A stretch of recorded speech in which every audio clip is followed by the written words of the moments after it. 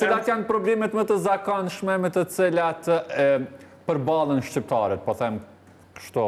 Problemet më të zakonshme janë problemet muskuloskeletare dhe është shumë absurde se gjitha problemet muskuloskeletare të ne për një nerv sciatik ose për një problem qafës, shpatullas apo fundit shpinës, ju merr kohë 4-5 vite bojnë terapi të rregullta dhe pa sukses. Gjatë që brenda një seance, shumë ta 2 seanca, unë këto i zgjidhi me veç në rast se për shembull ka anomali prej lindjes, ka lind me raste specifike. Të ata 2 raste i kom pas prej që i punoj që nuk kom mujt me asistu, se kanë qenë prej lindjes ndryshe.